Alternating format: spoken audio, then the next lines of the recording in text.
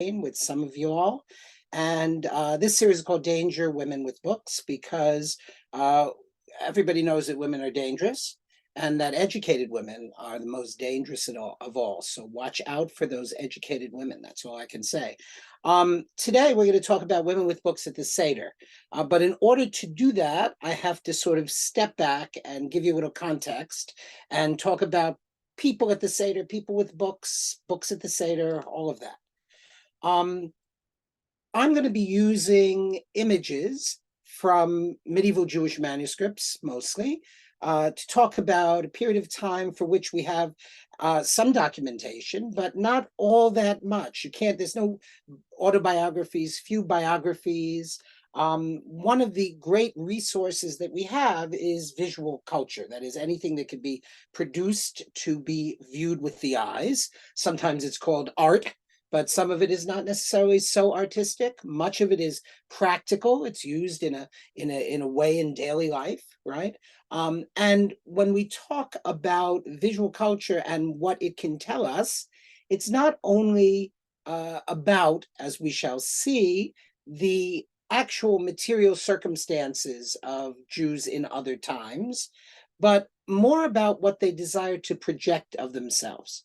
So let's try to think of art less as a mirror, as I've said on many occasions, and more as a projector, right? A mirror reflects, although it distorts and it reverses, right? It reflects more or less accurately what one sees in the mirror.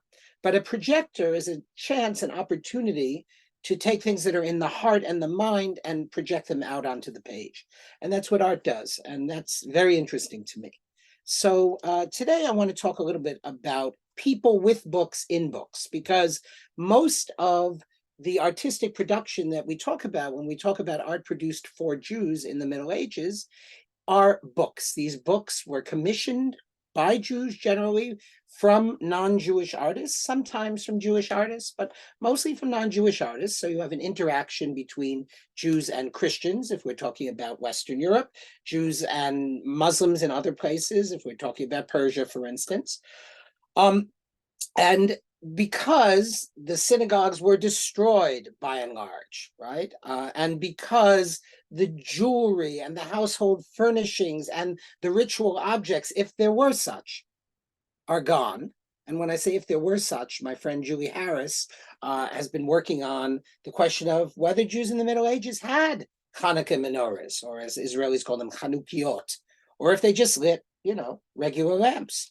So if we go into an excavation and we look in the foundations and we find stuff, we may not find a Hanukkah lamp in a Jewish home. We just may find fragments of lamps that we can't tell if they were used for general illumination or for Hanukkah. Same with things that are familiar to us, like Seder plates or etrog boxes or tefillin cases. All those things may or may not, spice boxes, may or may not have existed in the Middle Ages, right? But one thing that did exist, and one thing that has been preserved, because if you were being expulsed from one place to another place, or from one place to an indeterminate place, you could always take a book and put it down your pants, right? And run away with the book, right? The silver would get melted, the synagogues would get destroyed, the houses, the paintings in the homes. We know that there were paintings in Jewish homes, and I don't mean pictures that you put on the wall, but paintings on the walls. Those things are all gone, but the books survive. And today I'm interested in the images of books in books, as we see from this woman here from the Darmstadt Haggadah from the 1470s, made in what is now Germany. And we have a woman here with a book, and we'll speak about her and her friends as we go on. But books were by and large, in art made by and for Jews, the province of men, of course, right? So when we think about people with books, we tend to think of groups of people like these 5 rabbis in Bnei Brak in this Haggadah that was created by a fellow named Yoel ben Shimon in Judeo-Germany, in Franco-Germany. That's probably in the south of what is now Germany, maybe in Ulm. And this depicts around the 1470s also. This depicts the 5 rabbis mentioned in the Haggadah. And what is adorable about them is that they look rather hobbit-like. I like them. I particularly like this guy who looks like a sort of a Rasta stoner, but prominently displayed as if it's yet another personage in the illustration is this bookcase, this stender, which has books inside of it and a book on top. So if we see books inside books, they're generally the province of men, right? This is a wonderful illustration from an illustrated an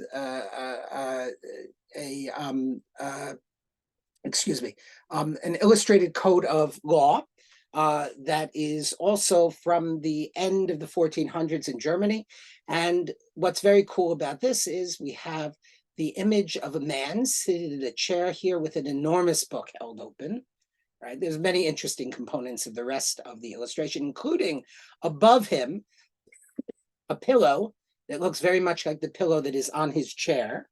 And on top of the pillow, there's a squirrel cracking a nut. What could that mean? Can you blow these images up a bit because they're very small? Unfortunately, I am not.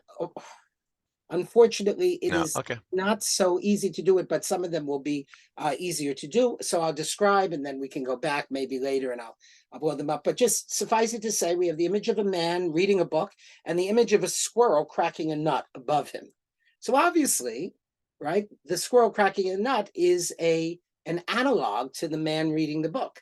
Just as when one opens a text, one has to explore inside it to find the sweet parts and to throw out the shell. Right? We judge a book not by its cover, right? So the squirrel is extracting the sweet nut from the shell, just as the man is extracting sweet knowledge from his book.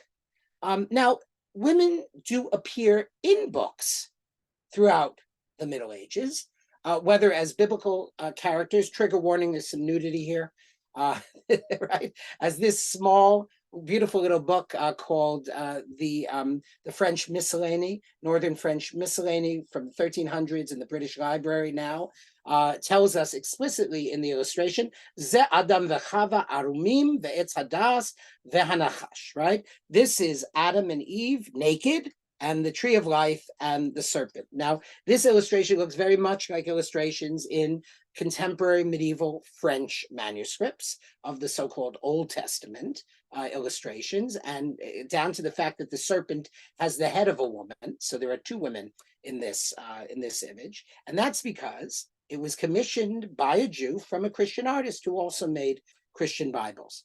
So images of women abound, right?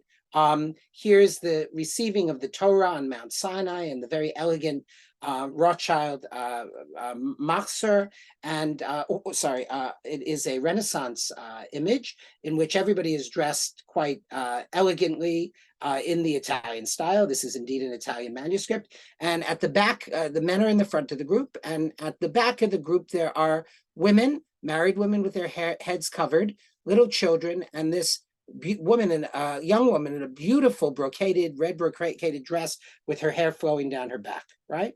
So women present, in fact, women present at the reception of a book, right? The Torah is being received on Mount Sinai here in the late 1400s in Italy.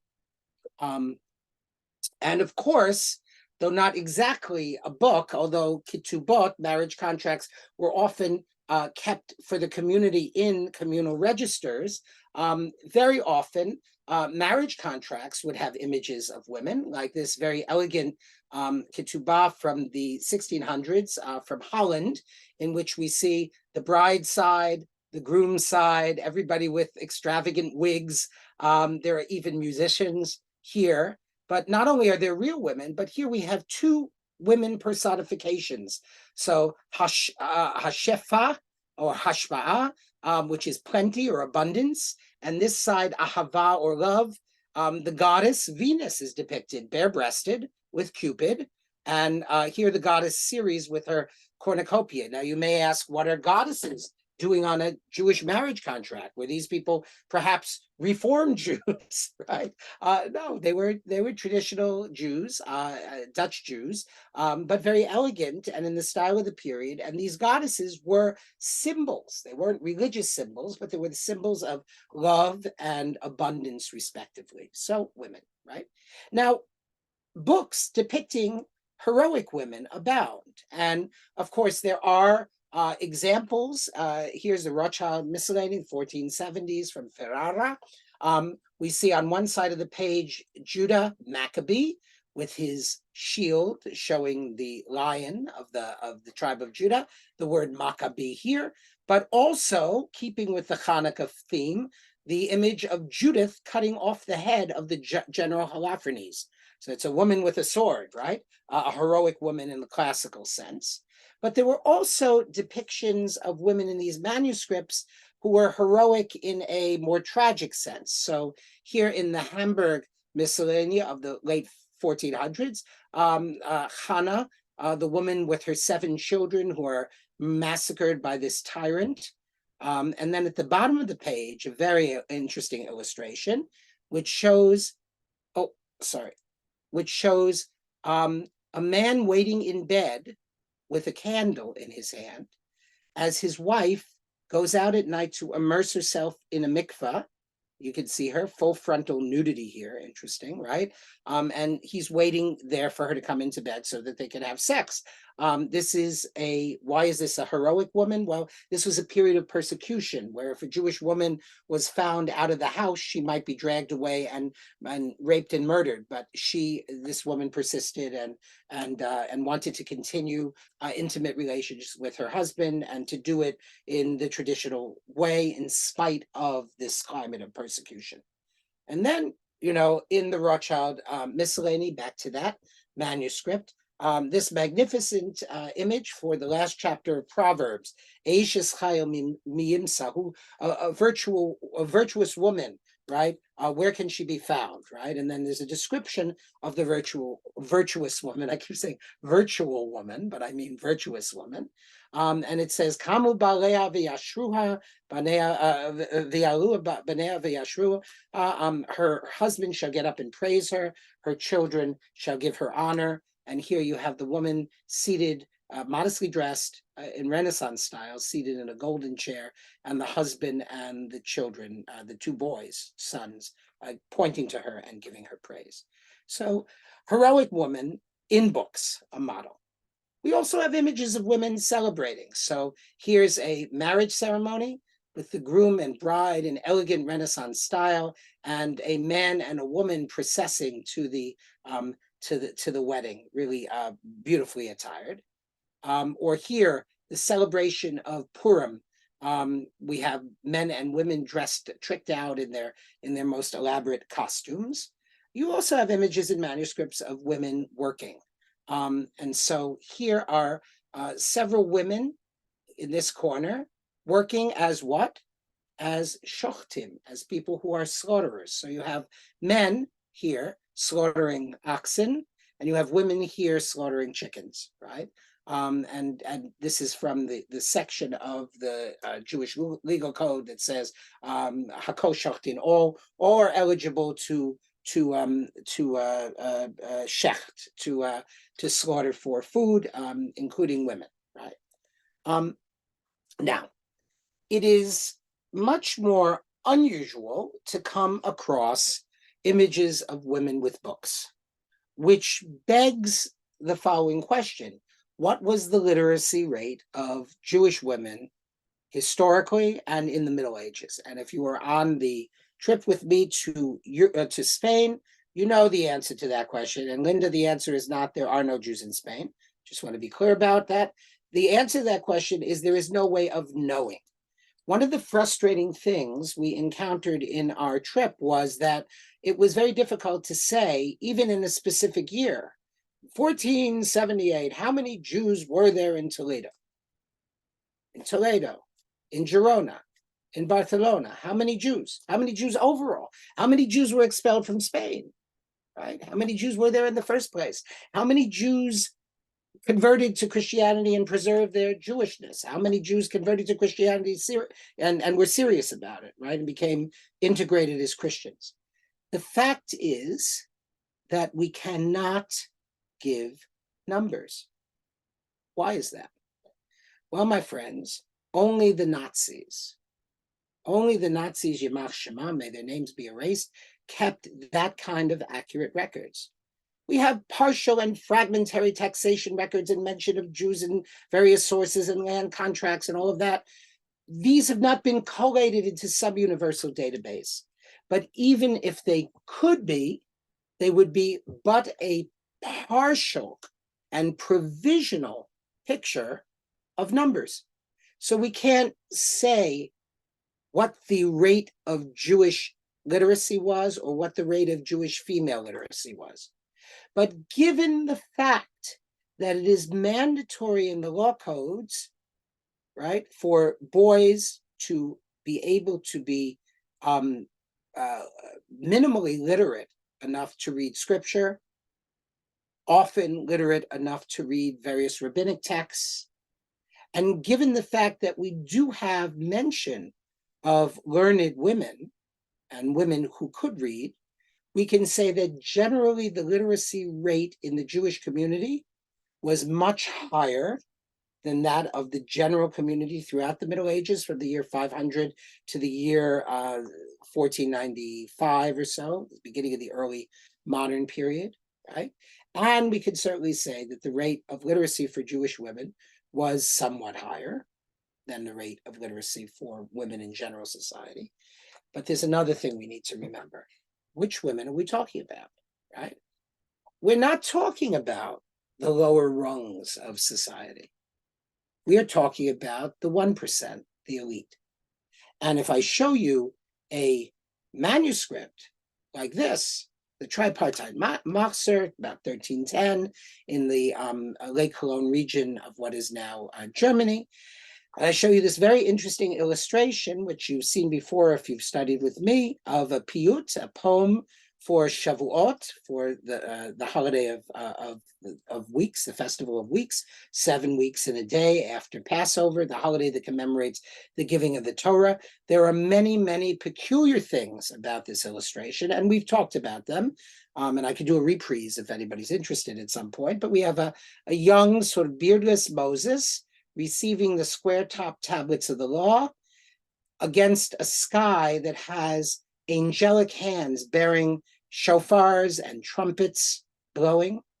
We have Aaron, his brother here, dressed, well, as a bishop, right? Because, the Jew goes to commission the manuscript from a Christian. The Christian says, well, you do the Hebrew letters, you do the Hebrew scribal stuff, and we'll do the illustrations. What do you want? He says, well, I want Moses. Okay, we know Moses. What about his brother Aaron? Oh, Aaron. What? Aaron, he was a priest, right? Yes. He was a high priest. What does a high priest look like? Well, he had special clothes, right? So the artist draws Aaron with a bishop's mitre because that's a high priest, right?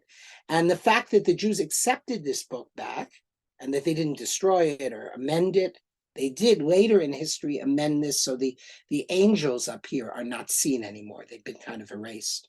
But they didn't amend this figure, the figure of Aaron, and that's because it was acceptable to them. There's a group of Jewish men, and then in the back, there's a group of animal-headed Jewish women.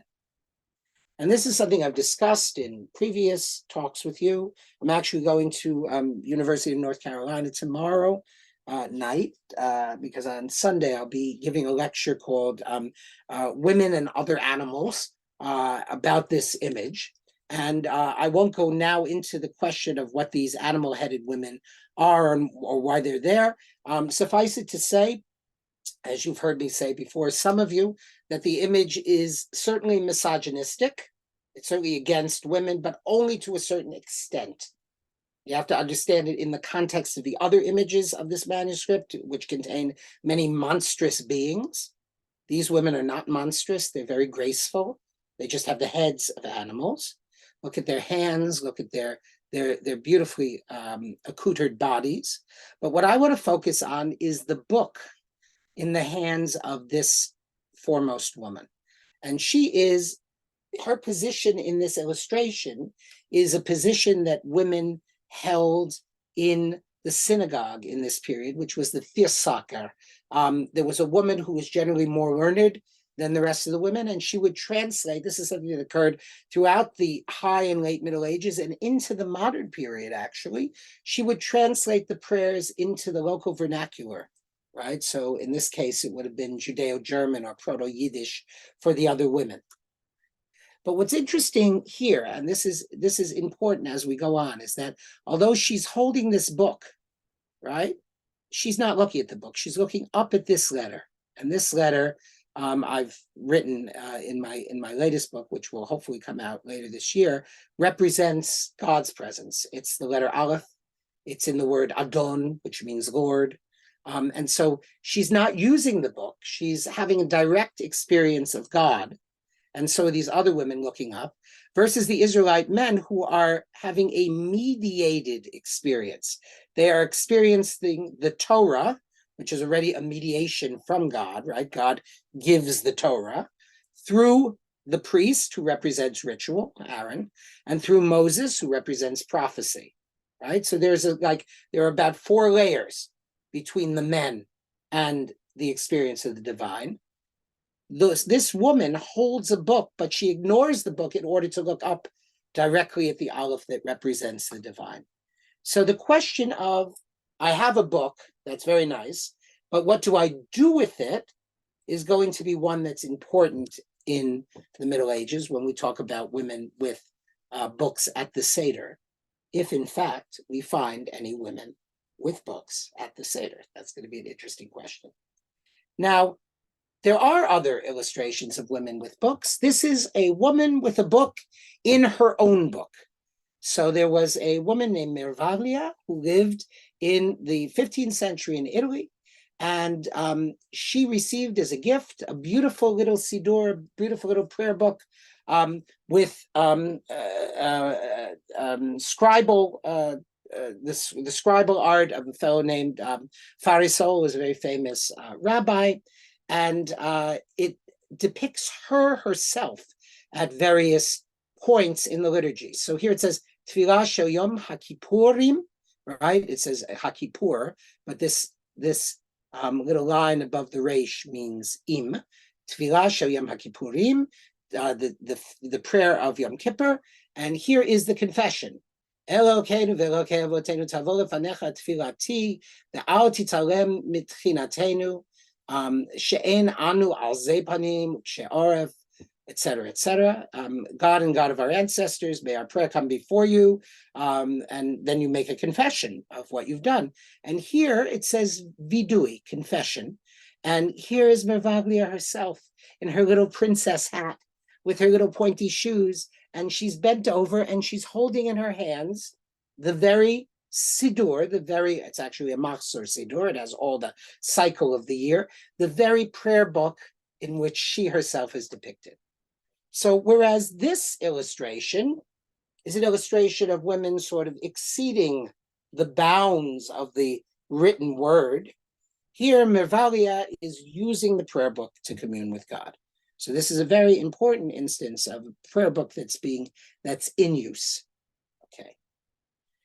Now, it's a foregone conclusion that women have a very important place in the Seder. And it's a foregone conclusion among us because of a movement that is quickly being forgotten at this day and age, right? You saw what happened to Roe v. Wade, right? You know that if you go even to liberal arts college campuses where everybody's so left wing that their brains are falling out of their tuchuses, right? And you will find women on college campuses who say, "Well, I'm not a feminist." I can't wrap my mind around that. Like, the ability to say I'm not a feminist comes to you via the work, the labor, the sacrifices of feminists. So get over yourself is what I always tell them. And we think of women as having a prominent place in the Seder because there was an important movement in the 70s, a long time ago now, right? Because now we're old, right? But then it was very fresh, to shift the emphasis of the Seder from a bunch of old Zaydis, grandpas sitting around and doing the Seder to women doing the Seder. So, for instance, the famous dictum attributed by some to Susanna Heschel, the expression, a woman needs a man like a fish needs a bicycle, right? Famous alta lesbian expression, right? A woman needs a man like a fish needs a bicycle. Radical feminist kind of expression. Susanna Heschel was alleged to have said that, a woman at the Seder was the Seder like an orange on the Seder blade, right? It's not something that you expect to see.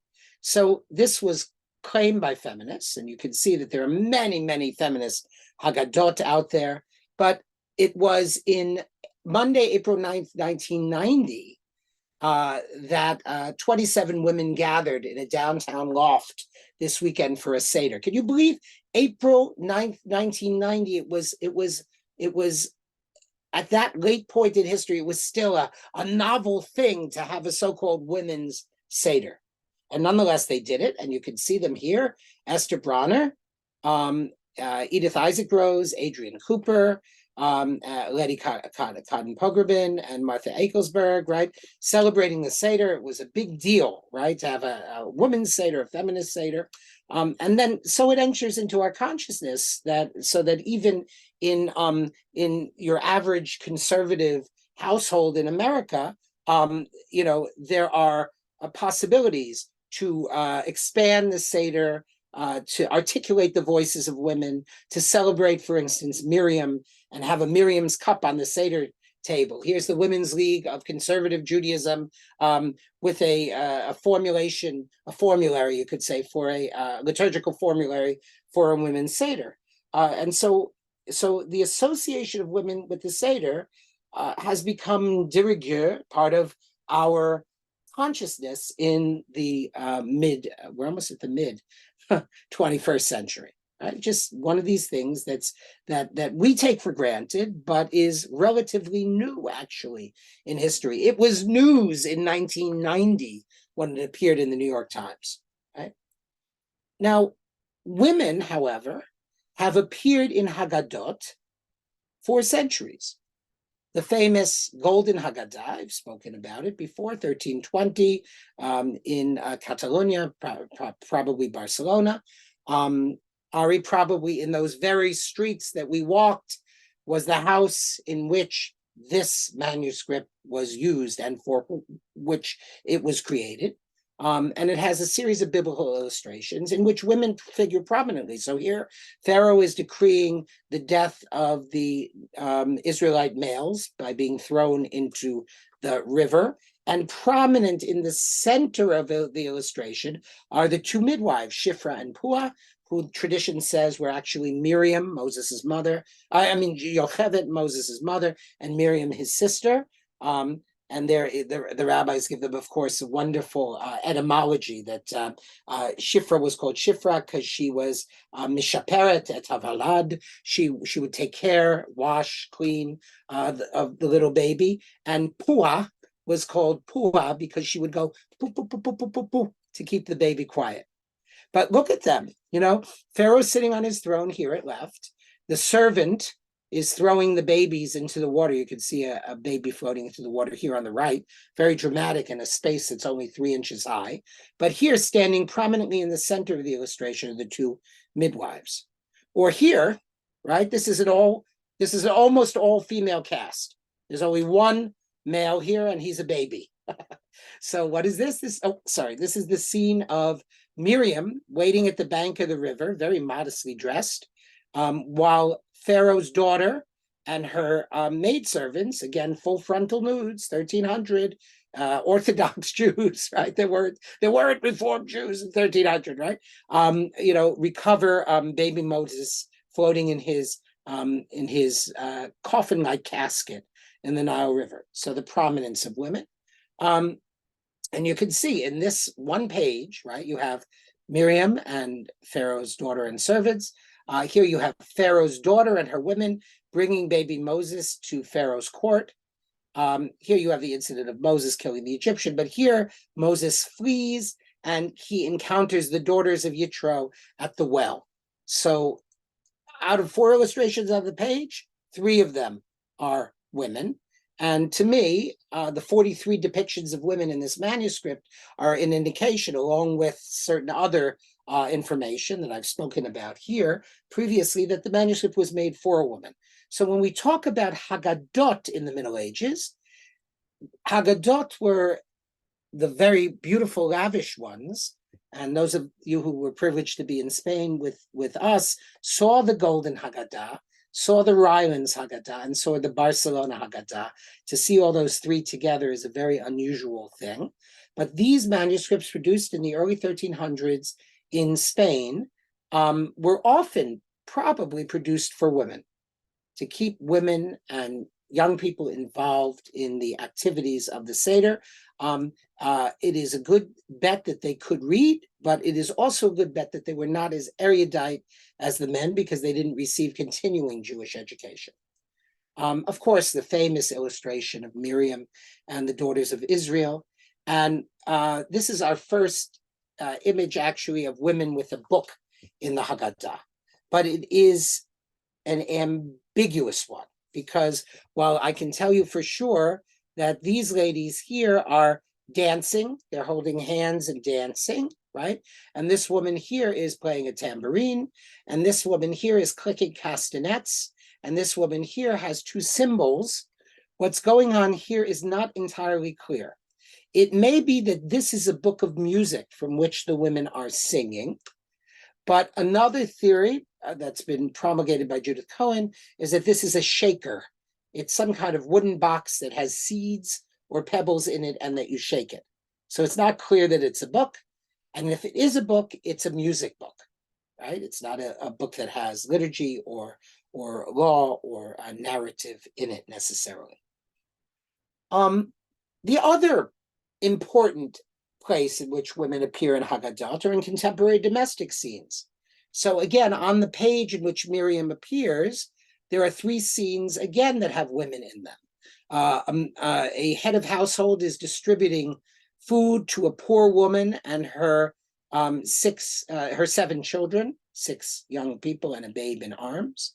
Down here, a girl is sweeping the floor while a woman is cleaning the ceiling of a home, and the man and the boy are also involved in preparations. And here is the Passover sacrifice in the future, sort of the reintroduced Passover sacrifice. But 3 out of 4 of these illustrations show women, and these 2, on a diagonal with each other, show women in contemporary Passover preparation scenes. This also occurs in Italy, where we see women mixing the flour and rolling out the matzot, which will then be baked. Rothschild Miscellany, 1470s. Even in Ashkenaz in 1300, in this very strange book called The Griffin's Head Haggadah, we have women preparing the dough and rolling out the matzah, which is then pricked with this pricker here, with holes so it doesn't puff up and has a decorative design. And the women are distinguished by these adorable snoods. Now, there are some scenes in Haggadot in which women are mocked and degraded in a certain way. There's a famous page of the Haggadah that says, "Pour out your wrath upon those nations that do not know you, O God." And it's a prayerful admonition to God to respond to the suffering of the Jews by punishing their enemies. It's not a call for Jews to punish their enemies. It's a call for God to punish the enemies of the Jews, right? Shvach hamas haragoyim asher lo yada'ucha v'al hamamlachos asher b'shimcha lo kara'u. There has to be singing every time, right? Okay. This is from the Mantua Haggadah in the 1500s, early 1500s. And it shows the Messiah approaching the gates of Jerusalem, heralded by Elijah blowing the shofar on his donkey, the Messiah on his donkey. Well, this is repeated, it's inherited, I should say, from a bunch of manuscript traditions in Italy and Germany. And this interesting example, the Washington Haggadah of Yoel ben Shimon, in Washington, D.C., from the 1470s in Germany, shows the donkey of the Messiah with Messiah. And on the ass, so to speak, of the ass are the householder and his son. And on the tail of the donkey, right, on the tail of the donkey are the lady of the household with her princess hat and the daughter. And so it's interesting, right? It's sort of misogynistic. It's like put women at the back, right? Put women on the tail, put women at the posterior. But what's very interesting here is that the woman and not the man and not anybody else is holding up the cup of blessing. So it's quite possible that this manuscript was also made for a woman. And it is a commentary on the actual position of women and the desired position of women, women patrons. Interesting illustration. Okay, now, what I find interesting, and we just took a bunch of people to Spain. I'm sorry we keep talking about Spain, but it's on our minds, those of us who were there. And one of the interesting and difficult things about the trip was that it was a trip about absence, right? Is Linda there? Linda Mesnick? Linda, could you unmute, please? Okay, I have to ask Linda Mesnick a question. Linda, how many Jews are there in Spain? I think we have to allow her to. We have to Is she allow with her Peter? to- Is she with Peter? Oh, no, maybe she. It was Linda's job on the tour to say there are no Jews in Spain, right? Well, we got that Peter's right there. Okay, there are no Jews in Spain. We don't have to unmute him. It's fine. I Okay. tried to unmute him. So here's the thing. Went to Mahjong. She just left from Mahjong. So Went to Oh, well, Mahjong. That's good. It's a Okay, higher that's good. priority. That's okay. I'll remember that, Peter. I'll keep that in mind. Right? she'll be so mortified. Yeah, good. She deserves it in that case. Okay, now mute. All right. Good. The fact is that it's very interesting, the absence of women with books at the Seder table. So you thought I was going to talk about women with books at the Seder, but in fact, it's the absence of women with books that I want to talk about first. So look, here's an illustration from the Sarajevo Haggadah from the mid 1300s, made in Spain. And it's a wonderful illustration of the Seder table. We have a tablecloth, we have a flask of wine, we have a matzah, we have various bowls with all kinds of stuff in it. And we have the man with a fancy hat who's reclining on a pillow and drinking from a cup. We have the son who's holding up a cup. We have another son who has a cup in his hands. We have a daughter and a wife. The daughter is cutting something on a dish. The wife is behind. And then on the other side of the table, we have presumably a servant, right? This is an African profile. She's covered up like the other women, right? And interestingly, she's raising a cup. So Adam Cohen, great historian of medieval art, has written a little bit about this and in a recent article that's worth looking at. We also have a lamp, a couple of lamps, domestic interior, right? So what's interesting here is we have this is a lamp for light, and this is the Sabbath lamp, the star lamp that you would light for the holiday light. But you see that while this woman has a knife and this woman has a cup, and these two guys have cups, these three guys have cups, and there is not nary a book on the table. There's not a book on the table. Nobody has books, neither men nor women. Now, why is this? So it's an interesting question how many books Jews had. Obviously, in the mid 1300s, in Spain, in this family, there was at least one book, and it was this book that they commissioned.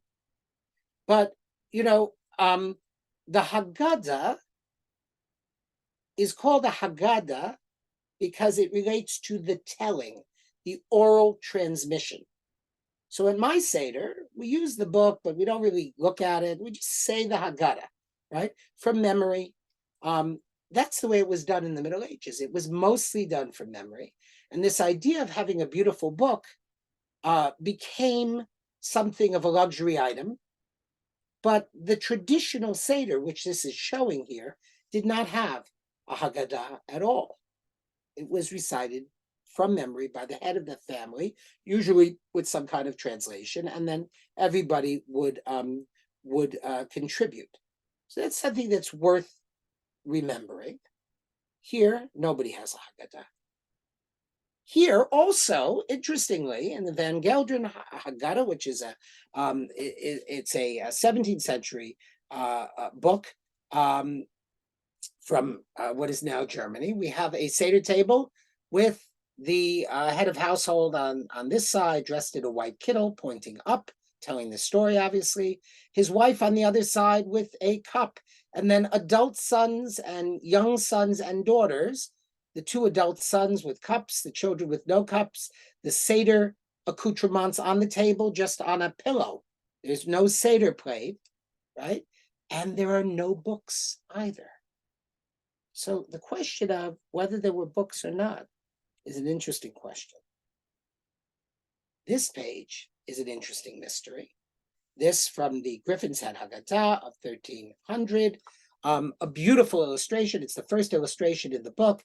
It shows marble columns with golden tops and beautiful blue Gothic arches and gold decorations, and the outside of the house with its castle-like defensive crenellations. And then the man and the woman sitting at the Seder table. He's wearing this peculiar Judenhut, this Jewish hat, blonde hair, his griffin head, something we can talk about another time, and I have talked about. She with a snood with a jewel in it, right? And what's interesting is we see the table. There are two matzot here, but unfortunately, history has intervened, and there is a huge tear in the middle of the page. So we don't know what was on the table, but what's interesting is that her hands are crossed and in her lap. Now look at another illustration from the same book. This for halach ma'anya. This is the bread of affliction, the beginning of the Seder text. And at the bottom of the page, we see the man with a book, and it says halachma in it. He's reading the book from this particular place that we're reading on the page. And across the empty table from him is the woman who has her hands emphatically in her lap again. That is, not touching anything on the table and not holding a book. So there is a book here, and it's in the hand of the man, and the woman sort of refuses by her posture the book. This is another illustration from the same manuscript, and this is the place where it says, therefore, we must thank God for all the wonders that occurred for our ancestors and for us. And the implication here of this illustration is the restored Passover sacrifice, which you see here in the future. And what's interesting is that men and women, unlike that previous table where they sat far apart from each other, and there was a book in the hands of the man, here, men and women are intermingling, woman, man, woman, man, right? And everybody is holding a cup, and there are no books on the table.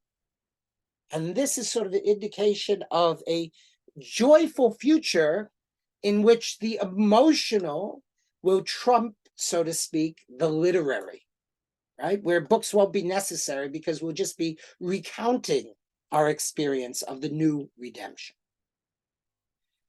Finally, we come to the topic of the evening. Even though the evening's nearly over, we'll have some time for questions. Women with books in the Haggadah.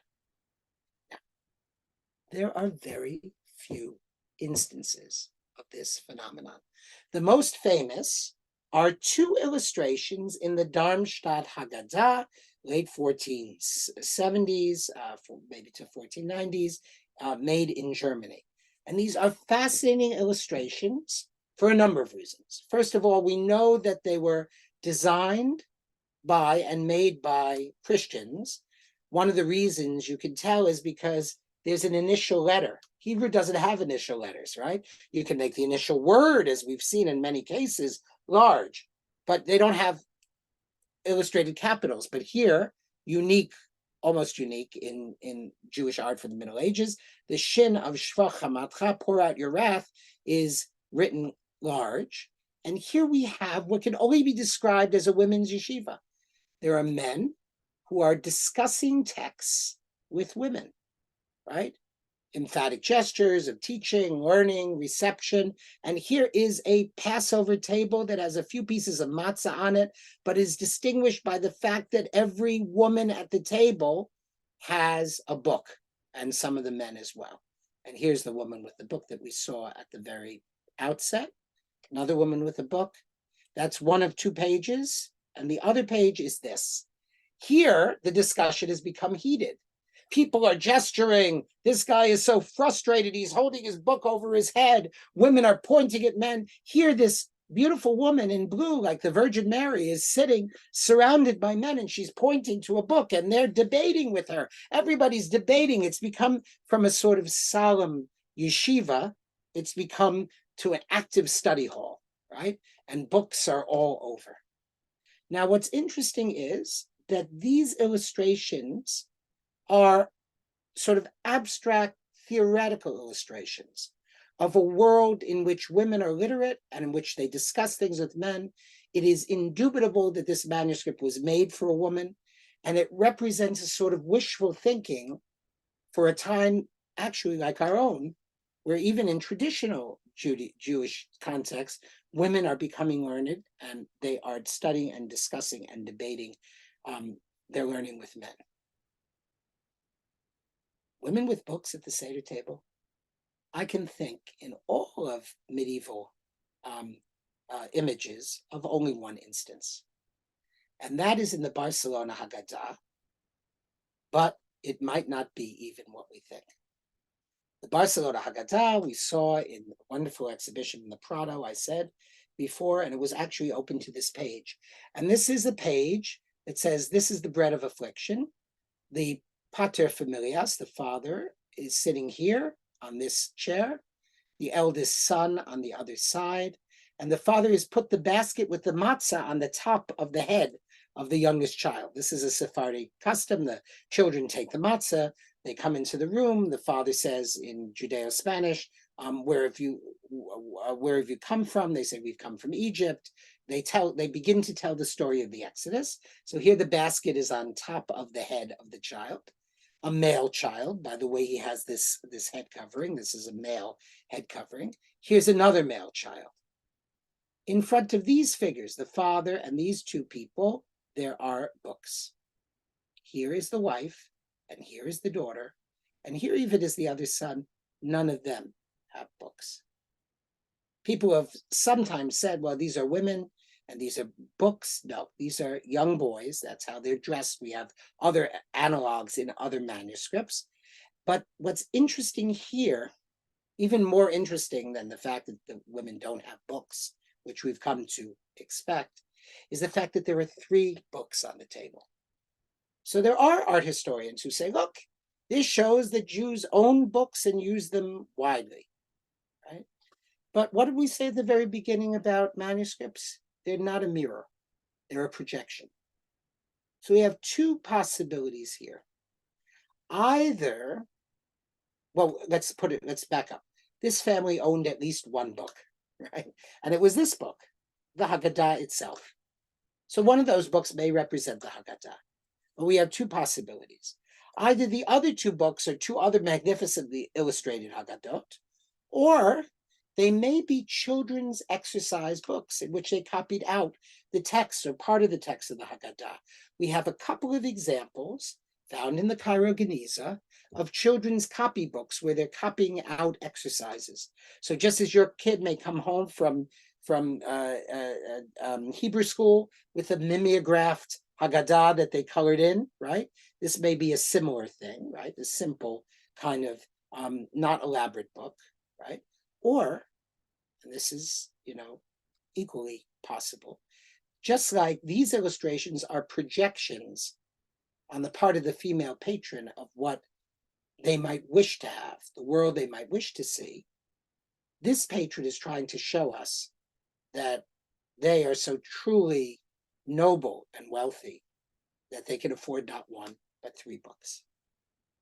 So that's a survey of women with books in the Haggadah. We saw women, we saw men with books, we saw women with books, but in the Haggadah, women rarely appear with books, and when they do, it's not in a realistic, but in a projective or wished for situation.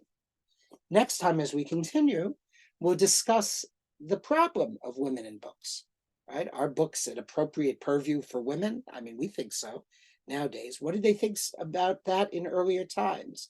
Why did they consider women's access to literacy and to the scribal arts to be halakhically or legally problematic? And were there women scribes in history? As we proceed with this history, this series, I'm sorry, we'll learn more about that.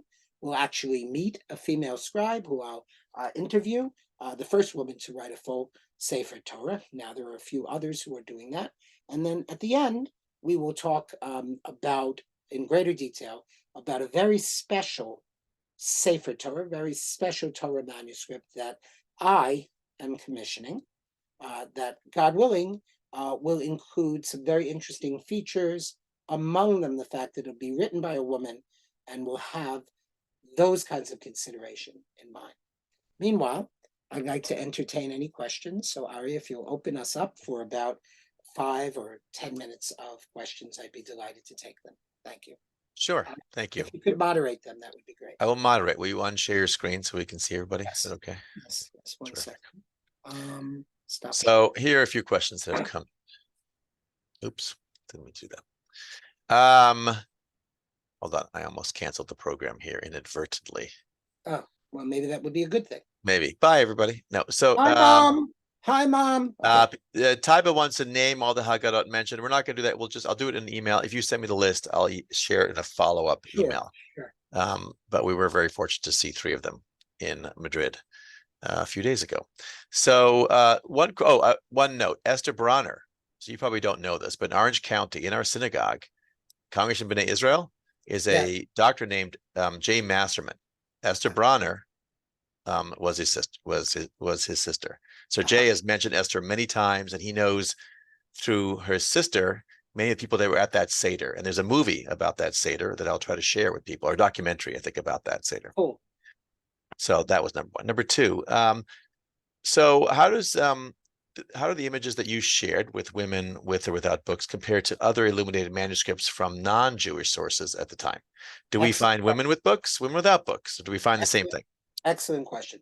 So we find both women with books and women without books, but the difference is that the Jewish manuscripts rarely have dedication inscriptions or colophons, that is, final writing that indicates when it was made or where it was made or for whom. Whereas the manuscripts that were made for noble Christian patrons often say that this is the book of Jeanne d'Evreux, Queen of France, right? Or this is the book of this wife of a prominent merchant, and she's depicted there in a portrait with her book. So I would say that there are more women with books in non-Jewish manuscripts, simply because there are more books that survive from the corpus of manuscripts written for non-Jewish women, and there was more of a tradition of identifying the patron. Okay. Nudity. Peter Messing wants to know where you can see more books with nudity, and why was nudity allowed? Okay, so I referred you to a small article written by Rabbi Dr. Agnes Vetter in my book Skies of Parchment Seas of Ink, called Naked Ladies in the Haggadah, which I'll send to Ari and he can circulate that to you. Bekitzer, just to be brief about it, people didn't have the kind of attitude toward nudity that people have in the present day and age, so that when a boy baby was circumcised on the 8th day, the halakhic texts, the early halakhic texts, advise immediately giving him to his mother to nurse, right? And only later in history, when people became much more prudish, was it decided that this was pasnish, that the women should stay in the other room and deal with the whitefish salad and not watch, right? But the sandek, the person who held the baby at his circumcision, which eventually was an honor that passed to a grandfather or a male relative, was in many places the mother herself in earlier times. And the idea that exposing a breast in order to feed a baby in public, was somehow too sexy for a synagogue or a Jewish ceremony is a relatively modern one. Thank you. A few more questions. You said there was a a lecture you were giving entitled Women and Other Animals. Do you give that Yes. lecture at Vassar? And then when you put the title out there, do you get in trouble? It is a myth that you can't say things in liberal arts colleges and that people are being canceled and that everybody is, crazy and you can't say what you think or everybody's living in fear. This is just not true. I can say whatever I please at Vassar. If somebody doesn't like it, they can tell me and then we can have a discussion. That's how things work, unless you're part of the. I don't even like to use a word I don't like to use, by the way, is hysterical, because it comes from the idea of having a womb, and it's a particular kind of craziness that was attributed to women. But there is a lot of hysteria about what's going on in liberal arts colleges now. You can't say anything. That's the title of my talk at the University of North Carolina and Duke, and I've received no objection to it. And the title does not imply that I think that women are animals, at least beyond the fact that we're all animals. The title is about the use of animal features on women in certain manuscripts and what it might mean. And no, I don't think I will get in trouble for that. Good. We don't want you to get in trouble. Not in that part of the country, by the way. Right. Last question. So the clothing depicted, there's actually questions about why are there birds' heads or griffins and with anti-Semitic, and we've done programs on that. So that's a topic for another time. There's a question about why did the Jews not do the art? Why did they commission other people? I don't know if you want to get into that. We've discussed that and other things as well. Before, but we can. All good questions. Just yes, not. Excellent. Let's focus on the images you gave us and women. Let's talk about the clothing. So the clothing depicted on the women, obviously from the period of time, are any of them specifically Jewish items? We saw the hats on the men, but are the women just wearing clothing of their time, or are they wearing anything unique that you could say, oh, that's Jewish? Excellent question. Well, even the hats on the men, we have no evidence that there ever were such hats. They're a way of designating Jewish men in a particular way that may come from a kind of hat that was imposed on Jews, but we don't know because we don't have any surviving examples. The fact is this, folks, that just like you don't look particularly Jewish in terms of your sartorials, right? You're not wearing, what would you wear to be Jewish? There's only a couple of things, right? You'd wear fringes on your garments, right? But if you wore a black shirt and white pants and a long coat and a fuzzy hat, you'd be dressing like a Polish nobleman. You wouldn't be dressing like a Jew, right? So there's no distinctively Jewish dress. And this was a problem because after the Fourth Lateran Council of 1215, when the church desired to limit intercourse, both social and sexual, between Jews and non-Jews, it required that Jews wear a badge, right? A handbreadth in size on the front and back of their clothes. Why? Because Jews look like everybody else and they dress like everybody else. And as far as we can tell, Jews in the Middle Ages, some of them had distinctive clothes because they came from one country to another, or they were business people who traveled. So you might see Jews dressed in turbans in Western Europe, where they didn't normally wear turbans, but that's because they came from the East. So the women are dressed like other women. And the men too. Great. Okay. Okay, well, we're a little over time. I know it's very late for you as it's like 8 o'clock and then we add the time difference. So you're very tired, but thank you for joining us in part 1, which again is a Thursday series, but Mark made tonight Wednesday to confuse everybody. It's a pleasure. It's always a pleasure to be with you. And I hope to see all of you next Thursday. And I send you my love. And it's just such a pleasure always to do this. And it's just wonderful, wonderful group of people. And I just wish you all success and strength. It's a difficult time. Hi, Ahuva, I didn't see you. Hello. And I hope that everything goes well for you all. Okay, Kol Tuv. Thank you, everybody. Have a good evening. Good evening. Go have dinner, particularly if you went to the Spain trip. It's almost dinner time, Peter. Oh, 1 more hour for you, Peter. And Cindy. The rest of us have a few more hours. Take care, everybody. Lisa, good to see you. Bye. Bye, Barry. Bye, Susanna. Nice to meet you. I see Jerry. Nice to meet you, too. Okay, I'm going to go home, see what destruction has been wrought in my house. Bye, everybody.